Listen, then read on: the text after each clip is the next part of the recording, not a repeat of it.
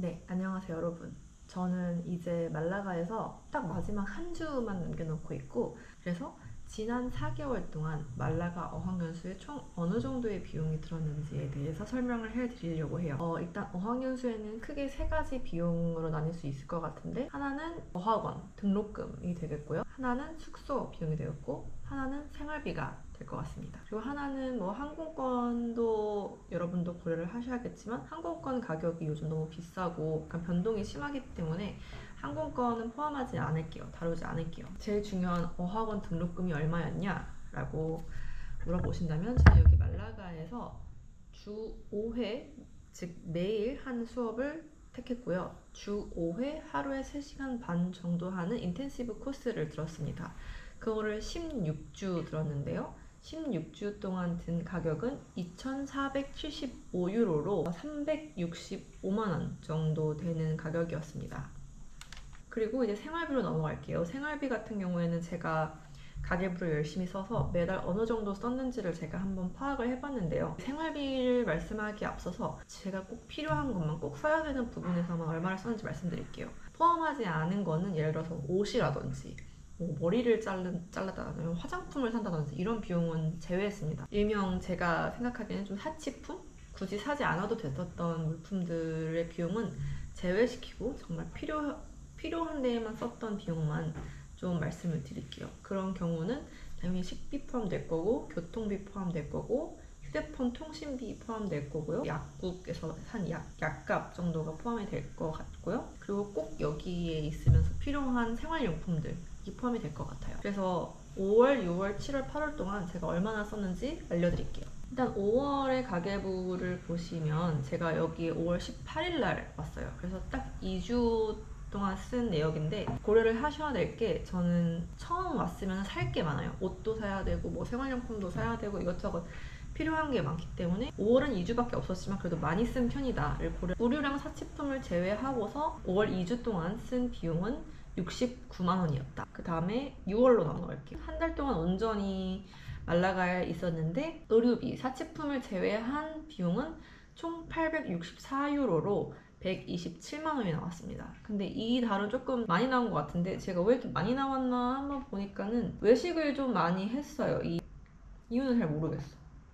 외식을 좀 많이 했고 속옷도 사고 뭐 좀 외식이 잦았던 것 같아요. 그래서 좀 많이 나온 편이고, 7월로 갑니다. 근데 7월에는 제가 또 고려해야 될 게, 제가 스코틀랜드로 일주일을 여행을 갔어요. 그래서 일주일 여행 간 비용은 빼놓고 산정을 하는 거라서 실제로는 한 3주 동안 쓴 비용이라고 감안을 하시면 될 것 같고, 7월 한 달 동안에는 사치를 안 했습니다. 사치를 안 해서 총 589유로, 87만 원 정도를 썼습니다. 이 정도가 정말 사치 안 하고 외식 거의 안 하고 쓸 수 있는 비용이다 라고 생각을 하시면 될 것 같고요. 그리고 이제 8월입니다. 제가 8월 한 달 동안에는 진짜 돈을 많이 안 썼어요. 외식도 거의 안 하고 거의 집에서만 밥을 먹고 이래서 그래서 8월 한 달 동안 쓴 비용은 총 72만 원 정도 됩니다. 8월 한 달 동안에는 좀 노잼으로 8월을 보냈던 것 같아요. 그냥 제가 옷도 사고, 그리고 그라나다로 가기 위해서 렌트도 하고, 뭐 화장품도 사고 이것저것 해서 실제로 쓴 돈은 이거보다 훨씬 많아요. 그치만 그런 사치품을 제외하면은 72만 원 정도다라고 생각을 하시면 될 것 같아요. 사치를 하지 않는다면 한 달 생활비는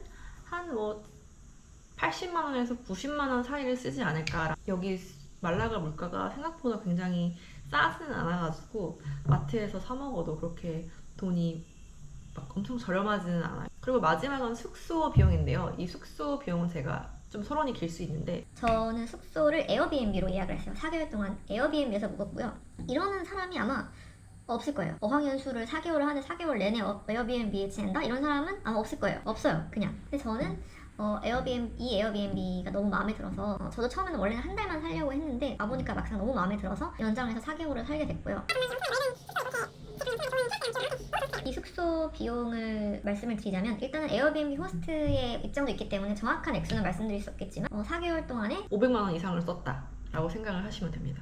근데 이거는 굉장히 비정상적인 거예요. 숙소에 이렇게 많은 비용을 쓸 필요가 절대 없습니다. 이 주위 분들, 이제 어학연수 하시는 분들 이야기를 들어보면은 주로 이제 여기에 와서 에어비앤비에서는 뭐 한 2주, 3주 정도 묵으면서 지낼 곳을 알아봐요. 지낼 곳을 알아봐서 월세 계약을 하고 거기서 지내는 형식인데, 그렇게 월세 계약을 하면은 아마 룸메이트 4명? 한 3명이나 4명 정도 같이 사는 그런 아파트를 공유하는 형태에서 월세를 한 50만 원 정도 낸다고 저는 알고 있어요. 아무리 비싸봐도 60만 원일 것 같습니다. 월세는 정말 아끼고 아끼면은 50만 원 정도 한 달에 나온다라고 생각을 하시면 될 것 같아요. 물론 이렇게 좋은 숙소까지는 아닐 테지만, 그리고 어학원에서 연계를 해주는 기숙사랑 하숙집도 있어요. 기숙사 같은 경우에는 제가 영상에서도 가격을 언급을 했었는데 일주일에 한 26만 원 정도 됩니다. 그래서 한 달 넘는데 한 100만 원 정도 나가요. 그런 옵션도 있다. 정말 아끼고 아껴서 저렴하게 구한다면은 한 달에 50만 원 정도 들 거다, 그렇게 생각을 하시면 될 것 같아요. 그거를 감안을 해서 총 비용이 4개월 동안 얼마나 들었느냐를 말씀드리겠습니다. 저 같은 경우 수업 비용, 어학원 비용, 그리고 사치품 뭐뭐 다 해가지고